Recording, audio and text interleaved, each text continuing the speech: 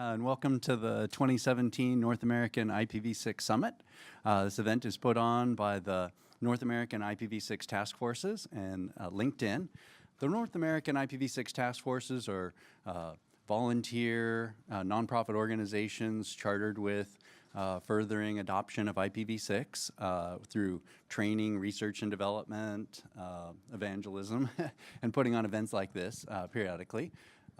You see the logos of the different task forces that were responsible for putting on this event. And this event also wouldn't be possible without our good friends at LinkedIn. And to introduce LinkedIn, this is Stephanie Schuler. Good morning. On behalf of LinkedIn, welcome. We're honored to host the North American IPv6 Summit today. Look at the amount of brain power and talent we have here in this room gathered together. Let's hope there's not an earthquake. You are the ones who are bringing us into the next generation of the internet. As science fiction writer William Gibson once said, the future is already here. It's just not evenly distributed yet. Oh. Yeah, so we are so glad that you're with us for this two-day IPv6 event. Logistically, we'll be meeting here. We'll have beverages. We'll have lunch provided for you these 2 days. This evening, we'll have an evening reception. If you could stay with us at 5 o'clock in the LinkedIn game room, we'll have a reception with beer and wine and drawing and giveaways that we'll give away. And any other logistical things, probably to reach the restroom. This is probably the easiest way to go to and from the restroom without having to go through another badged area. Let us know if you need anything or have any questions. All the presentations are going to be archived, and the recordings will be put on the web sometime after the event. So don't worry about trying to write everything down. You'll have those presentations made publicly available. In terms of the wireless access, you'll be able to join LinkedIn guest. The password is Bumblebee, all lowercase. And then you'll go through a captive portal form where you'll need to fill out your information, and you'll reference, and the person you're here to meet is Stephanie Schuler. So Stephanie, S-C-H-U-L-L-E-R is the spelling of her name. So you'll do that for internet access. Anything else, Stephanie, that we need to tell them? Which is dual stack. Oh, dual stack, of course. Okay, so without further ado, I'd like to introduce someone, John Lee from Internet Associates. John's been one of the early founders in networking technology and the internet and IPv6. I've known John for almost a decade. John also is a leader in the federal IPv6 task forces as well. So welcome, John. Thank you. Thank you. Thank you, Scott. It is my pleasure and distinct honor to introduce our first keynote speaker. I've known him for about, I'd say, a year and a half now, after he became the CIO of the United States. He's a local boy. He's got his MIS degree from University of San Francisco and a JD from Santa Clara, and I think he's now bi-coastal. He really, in terms of his career, has really defined the digital business as well as business and how you affect the digital environment. He's had major positions at Sun Microsystems, Walt Disney, General Motors, Microsoft, and VMware. So you see a progression of some of the most tech-savvy companies in the world and him providing some of the world-class leading services. So in February 5th of 2015, President Obama appointed Mr. Scott to the CIO position. He is the third CIO of the United States. And without further ado, here is Mr. Scott.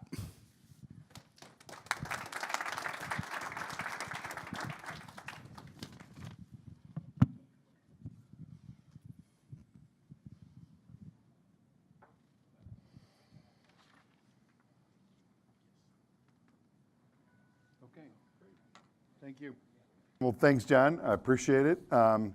It's a pleasure to be here, and I also want to thank LinkedIn for sponsoring this. You know, every effort that's successful has, I think, behind it an ecosystem of people and organizations, companies and nonprofits and what have you that make things work. And it's one of the lessons I've had in my career, some of which was mentioned, which is nobody does anything usually by themselves. It's usually a broad ecosystem of those kinds of organizations that make things happen. And some things take a lot longer than you would expect to take place, but eventually with persistence and perseverance, you get there. Here's kind of a quick synopsis, excuse me, of some of the companies that I worked for in my career. And the distinctive thing, I think, in each of these companies during the time that I was there is I was fortunate enough to be a part of what was a major transformation going on in that company at that time. And the lessons learned from that I carried with me into each sort of successive role. And I'll share a few of those with you today. But I think the thing that's sort of important is that there's no sector of the economy, there's no part of, you know, the world we live in that isn't going to be or already is affected by profound change in terms of the digitization of its business, the digitization of its ecosystem, its supply chain, how it interfaces with its customers. All of that is rapidly accelerating. Now, I've been hearing about cloud for more than 15 years probably. But when I talk to my peers and people who run some of the largest enterprises in the world, including other governments, here's what the reality is. Of all the heavy lifting, of all the computing that we're doing today, a small fraction of it is in the cloud today. There's still a whole bunch of it that's caught up in, very traditional forms of computing. In fact, in the federal government that I recently was responsible for, we had done a bunch of great work in the cloud, but it was a small fraction of the total of everything that we did. And we still had in the federal government, still have today, most of the heavy lifting is being done by mainframe technology that was put in place years and years and years and years ago, decades ago in many, many cases.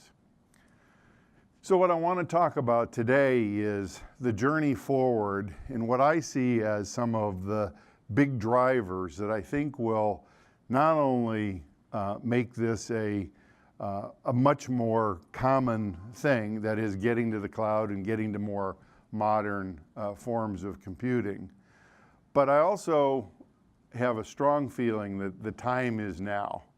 This is when we're going to see the big shifts starting to take place. And I'll try to make that case for you. Now, I'd like to share with you just a little history from my own perspective. My first exposure to a computer, did anybody know what that one far on the left is? See how old you are if you recognize that one. Pardon me? Nope. It's an IBM 1401. Now, what's interesting about that, this is the predecessor to the IBM 360 and so on, but that computer in the 60s commanded a 50% market share. All the computing done in the world, IBM 1401 had 50% market share.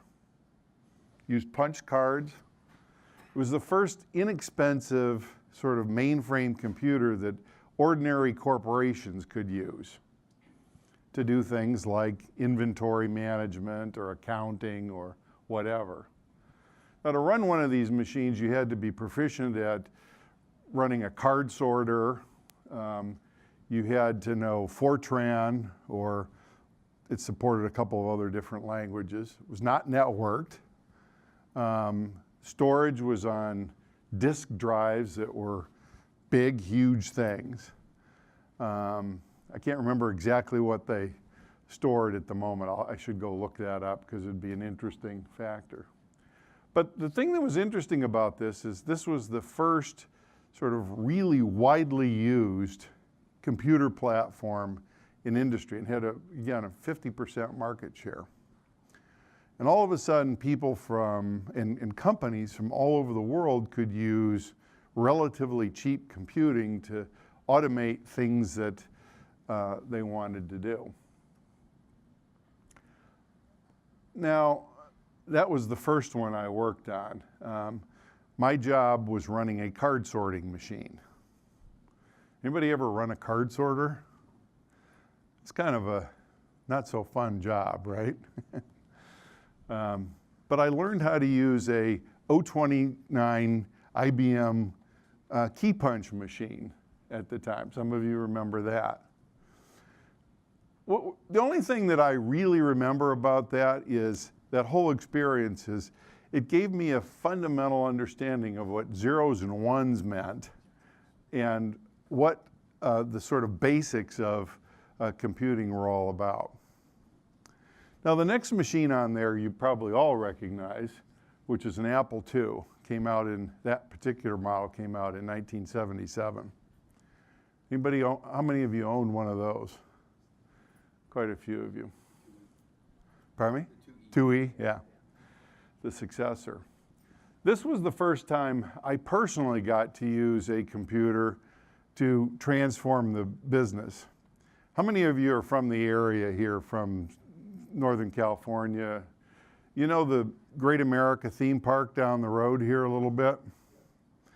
I was on the team that opened that park up in 1976. Started to work in 1975, and we opened the park for the very first time, and a sister park in Gurnee, Illinois. It was owned by Marriott at the time, and Marriott had visions of getting into the theme park business to try to compete with Disney and Six Flags and some of the other theme park operators. And there was a huge problem in the theme park business, which was it was very hard to figure out how many people were going to show up on any given day. We could have as few as 5,000 people show up, or we could have 45,000 people show up on a busy weekend, for example. And if you could figure out how many people were going to show up, then you had to figure out how to schedule labor, all the people that run the rides and work in the restaurants and all of that sort of thing. Even the number of people that pick up trash in the park can vary a lot depending on whether you have 5 or 45,000 people. The technology to do forecasting and planning at that time wasn't very good.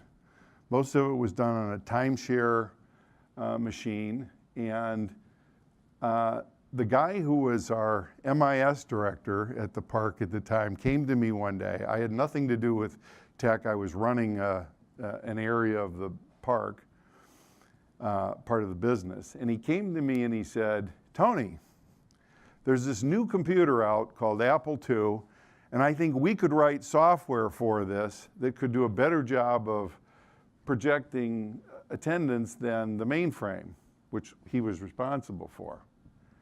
And I looked at him and I said, "What do you mean we?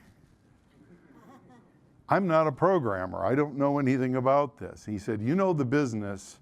Together we can write software. I'll teach you how to write software, but you know the business."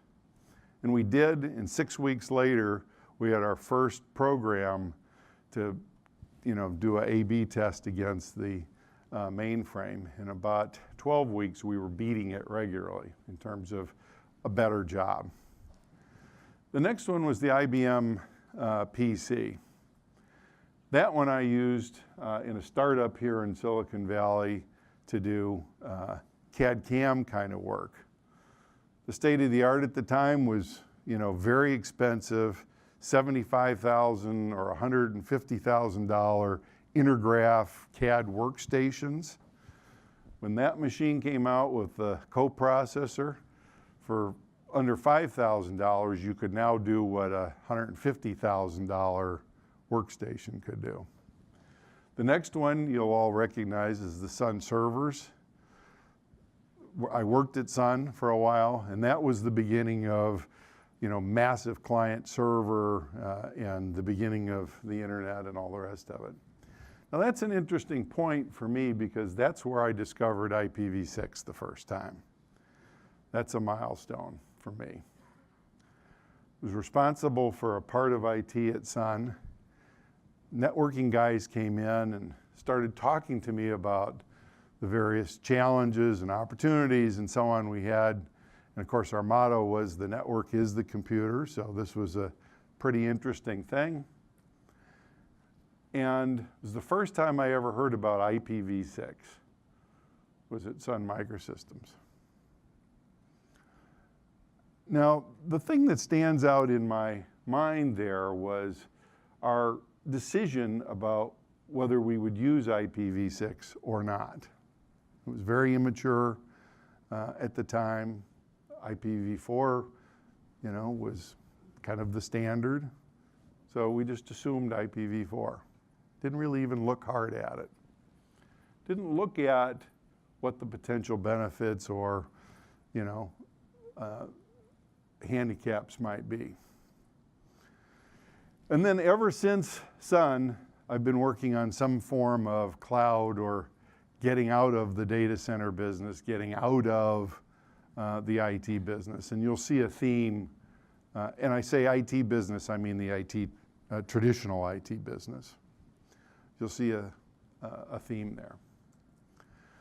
So I have a new thesis that I'm starting to talk to a lot of people about, which is we have a growing problem, and while it seems like it's familiar to us, it's going to really require us to rethink dramatically the way we design and engineer and implement IT solutions going forward. And by analogy, what I've shown here on the graphic is, if we did our air traffic routes the same way we did the interstate highway system, we'd be in trouble. If we forced airplanes to fly over the interstate highways the way trucks do, we'd obviously be very inefficient. And, if we tried to make airplanes do the off-ramp loops and, kind of other things that we do with the highway system. There's another parallel today, which is if you look at the organization chart of any institution, and I'll take, the federal government as an example, but also every one of those companies that I've worked for in the past, they all, at one point or another, suffered from the same problem. And that is their architecture, from a systems and a network perspective, mirrored exactly their company organizational chart. And I challenge any CIO today, when I talk to CIOs, to make that same comparison. If your IT organization, if your information systems infrastructure and your applications architecture mirror your org chart, you're in trouble. You're in trouble for a couple of reasons. One, it's probably old and getting older. Number two, it's not serving customers very well, probably. And number three, it probably doesn't have the security that everyone is requiring today and that boards are, in particular, very interested in. And I think IPv6 plays a role in that re-architecture, that rethinking of how systems are developed, how governance takes place, and how decisions get made, and even the level at which things are connected together. Now, this is a problem that's a little bit bigger, in my view, than Y2K was. The only difference is there's no December 31st, 1999. There's no point at which you say, if we get past that, everything is okay. Or we'll know on that date whether things are okay or not. The problem that we have now is that the people who built the current architecture, the current systems, the current networks, the current application footprint that runs every large institution, except for a handful. If you're a company that was born, let's say in the last 10 or 12 years, you may not suffer from this. You probably suffer from other problems, but you don't suffer from this legacy problem. But if you're older than that, I guarantee you have this problem. The people who designed and developed and implemented that are getting old and getting ready to retire. The infrastructure that you've built is probably not sufficient to do the work that your institution needs to do going forward. So there's a rule that I've developed. This is kind of a more complicated form of Moore's Law, which I'm sure you're all familiar with. But it basically states that for every dollar you spend on apps and infrastructure and put it in place, this is capital expenditure in the past, you're going to spend 20 to 30% of that dollar on maintenance every year thereafter, okay? And that's just a truism that I've found to be the case across, compute, storage, networking, support, all of the things that are required to keep, an ecosystem alive. Now, if you look at the replacement rate of technology, now we know Moore's Law, the number of transistors doubles every 18 months for the same cost. That doesn't fully translate into the fully burdened cost of IT because you have implementation costs, you have storage and networking and memory that are, advancing at different rates than Moore's Law. But on average, what I've found is about every 5 years, you can get double the compute capability all in, landed and operating for the same dollar. Okay? Does that make sense? Look at what happens in networks. You guys know that space really well. Look at what's happened in storage and so on. But there are implementation costs and other kinds of things. So it's about every 5 years.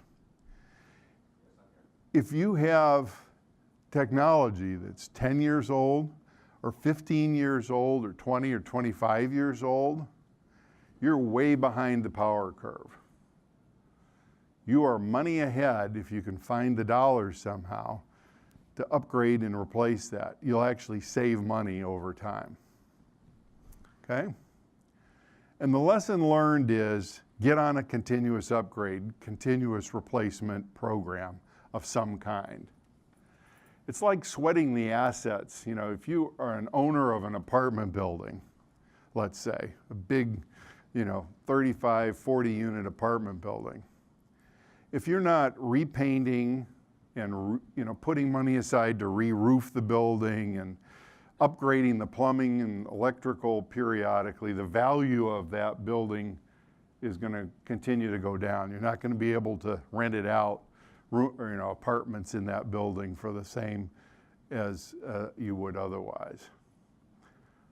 And at some point, if you're that landlord who's just sweating the asset, never doing the painting, never doing the re-roofing and so on, pretty soon you're a slum landlord. And maybe you've made a bunch of money along the way, but economics has proven over and over and over again, you're far better off if you do the repairs and keep the maintenance up and keep replacing and modernizing things. Now there's another problem here, and it's the cybersecurity challenge. And I've used this analogy a number of times. What we're doing today in many cases in cybersecurity is like trying to put airbags into a '65 Mustang. Okay? The new Mustang, where safety and security are part of the design, it's a thought process that it's engineered into the product from the very beginning, you end up with a car that works. Looks reasonably well, it drives well, and so on. But try retrofitting that into the old 65 Mustang, and if you airbag and bubble wrap, you know, that particular vehicle to try to make it the equivalent of the new machine, it's going to be ugly. It's probably not going to work all that well. And by analogy, what we're doing today a lot in the cybersecurity space is airbagging and bubble wrapping old technology. And it's not going to work as well as that which is designed in. So I've just told you my other next rule here. It has to be designed in. It can't be slapped on afterwards. Now let's think about that in terms of IPv6 and some of the capabilities that you get with IPv6. You all know the reasons why IPv6 was created in the first place. You know, the lack of address space and so on, okay? I don't need to go through all those reasons for you guys. But that's a practical problem that, you know, is going to be with us, and I think it's one of the drivers and one of the reasons why people are finally now taking a look at IPv6 and saying, hey, there's a problem that can be solved with this better technology.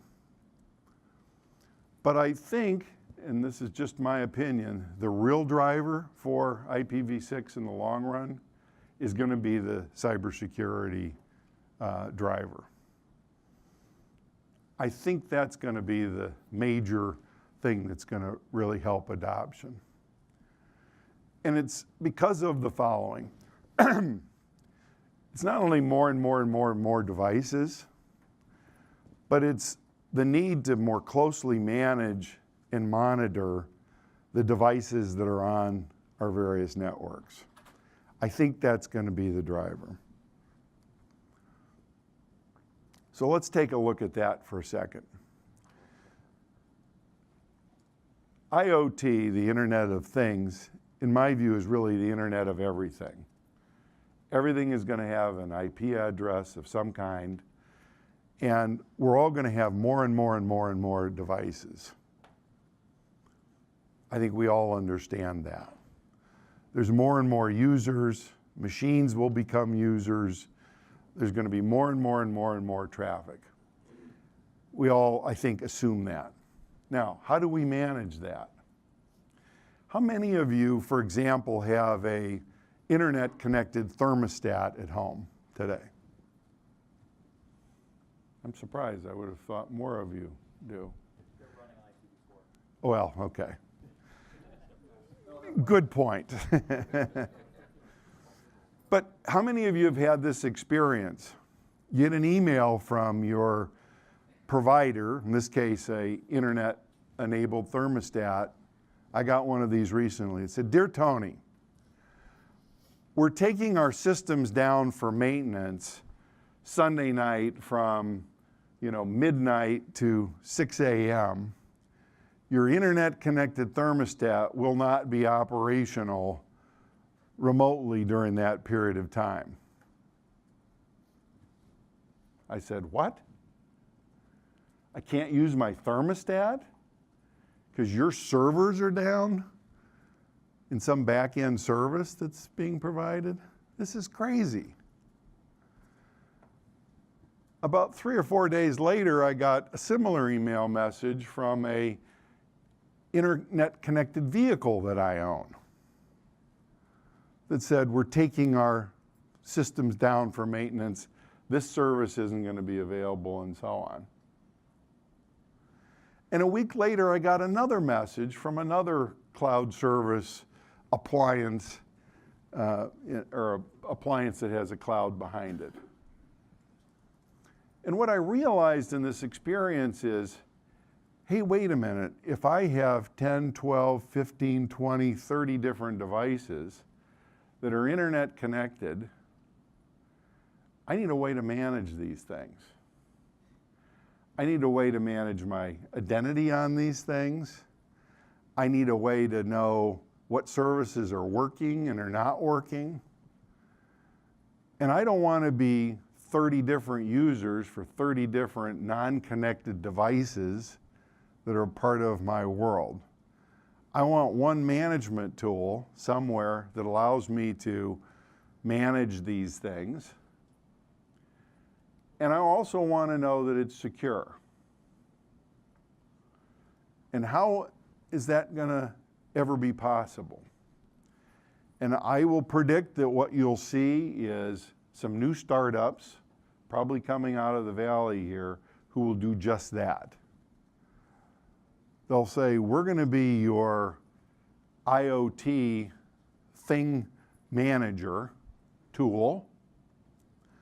We'll provide a service that's a common identity for you across all those devices.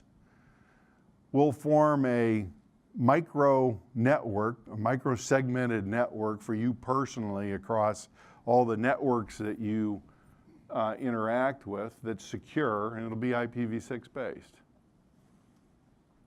I think that's what's going to happen. I think it's going to be driven by IoT, the need for security, and for network segmentation as one example of this driver for security. I think consumers are going to demand more manageability and more performance for all the internet connected, out of all the internet connected devices that they connect to. And by the way, corporations and institutions are going to have exactly the same problem. As a CIO, what I began to see was I have internet managed conference rooms, projectors, display screens, wireless devices in the conference room. Everything had an IP address. Everything needed to be managed some way or another. But I don't want a security problem in my internet connected refrigerator in the break room to impact the other devices that are on the network.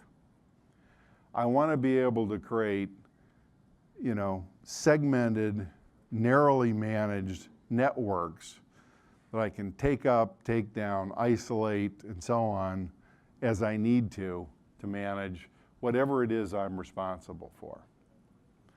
And so my thesis is that the coming together of IoT, the Internet of Everything, largely driven by consumer demand on the one hand, but also a problem that's shared by institutions on the other hand, will create both a set of tools and the demand for IPv6. Now, you guys know these statistics. The foundation is looking better in terms of the sort of core base here, but a lot of work to do. And look at the red on the map. One of those stands out, China in particular. Like to see more progress there. So here's the summary bit here. I think the drivers are going to be shared microservices, platforms that are shared across institutions, and I'll talk a little bit about that in a second. Hybrid cloud, the way out of and the way of transforming off of the mainframe and the legacy technologies, by the way, is to start to take chunks out one byte at a time by creating APIs for all the legacy applications and infrastructure that we have. An API that you can change stuff on the other side of it and then start to remove pieces and have it be transparent to the rest of the world. That's the architecture that we were creating in the federal government. I think it's built on IPv6 and network microsegmentation. Now, here's some of the work that has to be done, and it's not technical, most of it. The first one is a new governance paradigm is really needed. if you're in an institution that does not have a governance mechanism, could be in your IT shop or it could be somewhere else, that's discussing these big questions about what our architecture is, our systems architecture, our infrastructure, and our application architecture, I think you should be worried. Find that forum if it exists and get engaged with it in one form or another. But as I said earlier, this paradigm where you have an org chart and the systems architecture looking the same, that's a bad sign. It's not going to be customer serving and it's not going to be secure. I think there's a new wave of architects and data management that is also a propellant for this move. And let me just spend a minute on that. I happen to have arrived at the White House right before the OPM hack, biggest hack of people's data in federal government history. And one of the things that we discovered pretty quickly was, even though this was the Office of Personnel Management, their job was people data in the federal government. There was nobody at a senior level who really understood deeply what data OPM had,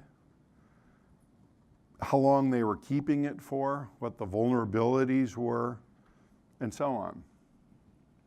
They could describe in general terms. But what we saw was generation after generation after generation of OPM leadership deciding not to fund needed updates, infrastructure and application updates, cybersecurity requests, and so on. So they just didn't understand the risk. And I can tell you that every single board of directors now is asking the question of its leadership team, what data do we have? Why do we have it? How long do we keep it? How well is it protected? And they're starting to ask questions about the systems environment and the context that all of that stuff lives in. You may get a question from your board, how are we doing on our adoption of IPv6? Because it's one of the pillars that a lot of the more modern security sets of architectures is built on. I hope you do get that question, actually. There's a lot of discussion about DevOps as being the panacea for all things. And I don't believe that, by the way. I think DevOps is a great model for some things. It's a lousy model for infrastructure generally, in my view. But I think you need both in your IT organization. I think the successful organization of the future will have some combination of business and tech skills working together to decide on what the architecture and the frameworks are going forward. You can expect that. How many of you know about TBM, Technology of Business Management? How many of you work in an IT organization in your organization? Okay. If somebody asks you, what do we spend on tech in your company, can you tell them? Do you know what it really costs? Generally speaking? Here's what I discovered. Unless you have a specific, unless you're really lucky, or have a specific accounting implementation, you don't really know what your costs are. And there's a new framework that's been evolving. It's generally called the Technology of Business Management, Technology Business Management. But it works with your ERP system. There's a couple of companies like Aptio that specialize in this kind of software. But it allows you to, right at the very beginning, as you're buying things and as you're implementing and so on, keep track of costs from an IT perspective. And I've implemented this now in several different organizations. And what it's effective at is answering the question, why does IT cost so much? One of the things that it allows you to do is identify what costs are decisions that are made by the IT department and what costs are driven by users in business decisions. And so whenever I've had a business executive say to me, hey Tony, IT costs too much, instead of looking at my shoes and being frustrated, I can go back to them and say, well, here's the costs I control, here's the costs you control. Here's the decisions you can make, here's the decisions I can make, here's the decisions we can make together. And for the first time, you're able to get a good handle on what your shadow IT costs are and all kinds of other things. And this is a growing trend. We have a federal standard now for TBM that's rolling out across the whole federal government.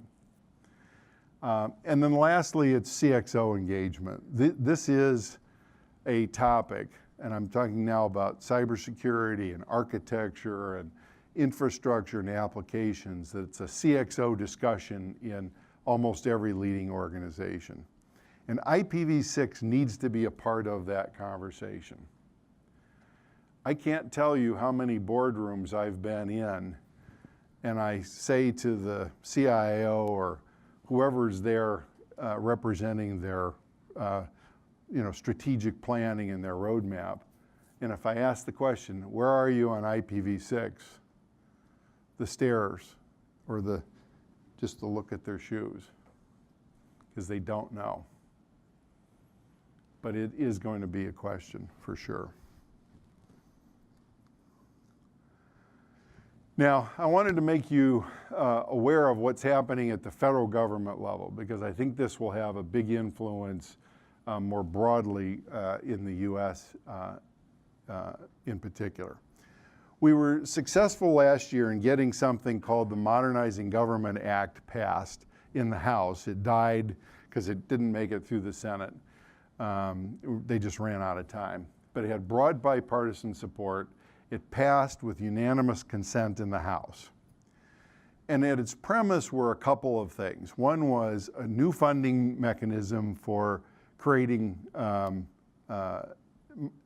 ability to modernize government systems.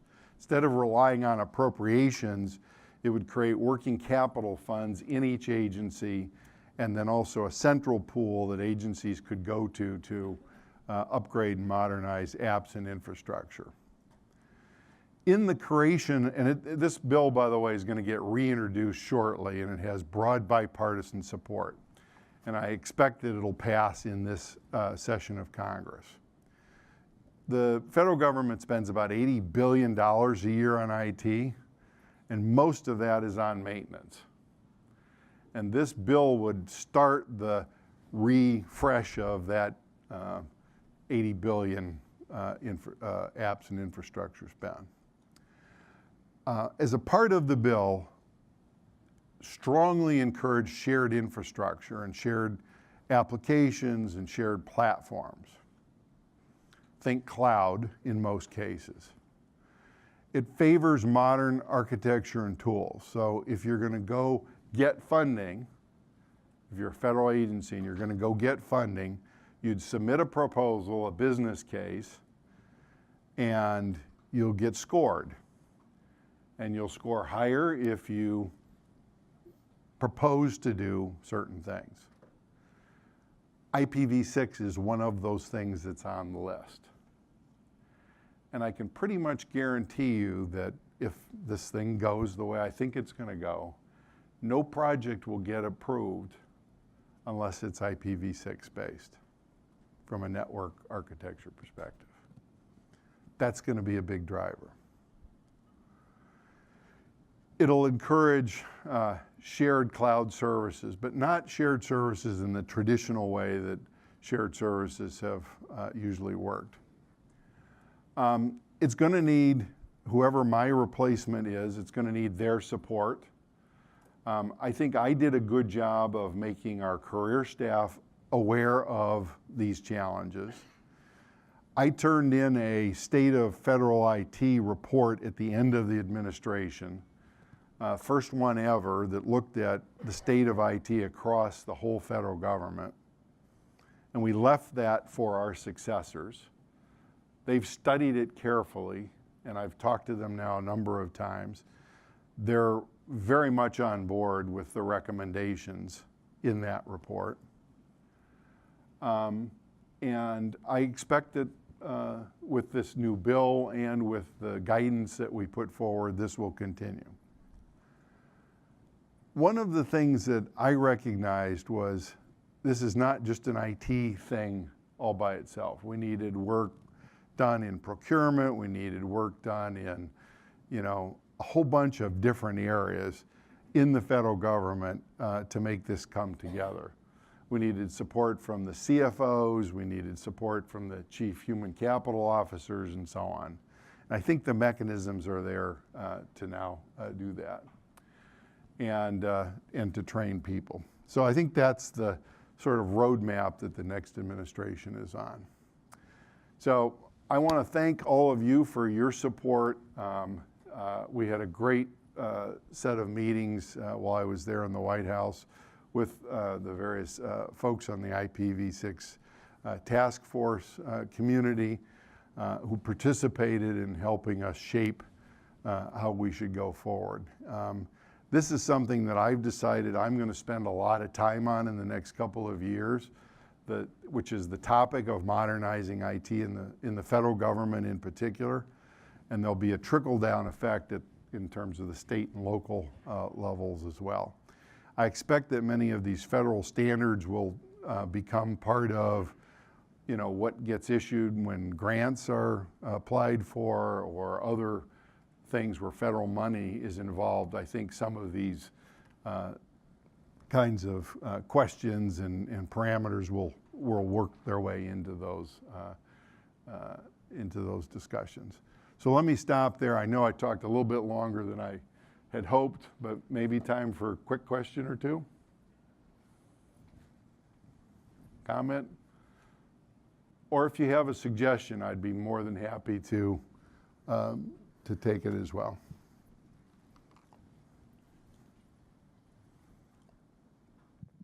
Hi, Tony. Good to see you again. Joe Klein. Yeah. One of the interesting things about the statistics of the countries that look like they're red is if you start doing a deep dive into which internet service providers and which organizations are actually implementing, you'll find it interesting that, as an example, China has already lit up all their universities. Mm-hmm. They've also lit up specific types of services. So if we're looking at it, I'm thinking security basis, if you're not aware of this, this is a big problem. And by the way, this is most countries that have a very low number on the Google score. If you dig into it, you'll find specific internet service providers providing military and government services are IPv6. Sure. Yeah, no, that makes sense. And I suspect that this is going to move pretty quickly. I think if you look, 2 years from now, you'll see a very different color on the map. This was from the, obviously the data that we had available, but I do see this moving quickly. And I think that's good news. What's your take on privacy? And do you think IPv6 has some features or has ways it could be implemented to increase privacy from the consumer perspective that cannot be done today in the current model? Well, yeah, I think there's two sides of it. One is, and I was there as a part of the task force in the West Wing when we were debating the whole Apple, do you allow for a back door or not back door, that whole question. And it's a hard question. And here's what I'll tell you. I think we need to have, as a society, a lot more debate on some of these topics. I and most of my peers recommended no back door in terms of encryption, because once you open that door, there's no sort of going back, and it's just.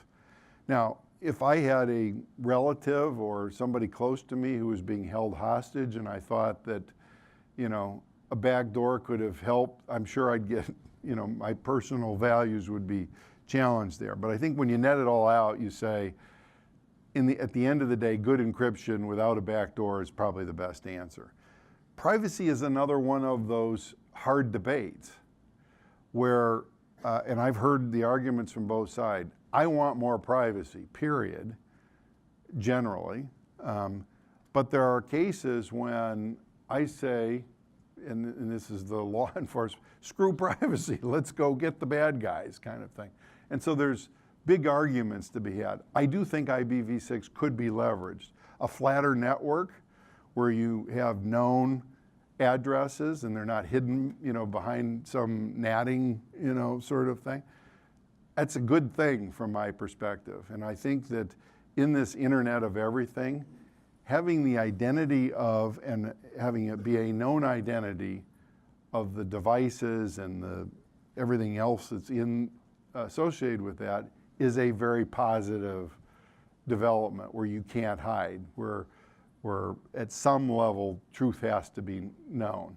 And this question of provenance, of where things come from, is one of those key sorts of things. So I think broadly the answer is yes. Is it the total panacea? Probably not, because I think there's a bunch of other things that have to happen as well. But I think it's one of the pieces of the architecture for sure. But we have to have the debate. And I think it's people in our community who both know the technology and know how it can be used or abused in the alternative. We've got to be vocal and contribute to the discussion. Hey, Tony. Can you speak a few moments about the federal IPv6 mandates and kind of where federal organizations are with those? Yeah, so one of the things I discovered is there are mandates and then there are mandates. So when I got there, almost 3 years now, but I discovered there was this mandate that all federal employees use a PIV card, two-factor authentication for logging into networks. And it had been a mandate for over 10 years. And we had 46% adoption in 10 years. Now, was that a mandate or was that a suggestion? We had OPM happen, and I got the CIOs together and I said, guys, this is silly. Every one of these things that we've discovered so far at OPM, state, the West Wing, everything, all could have been largely avoided if we had two-factor authentication in place. It's been mandated for 10 years. What are we waiting for? I said, we're going to have a 6-week sprint. I'm going to have a public scorecard.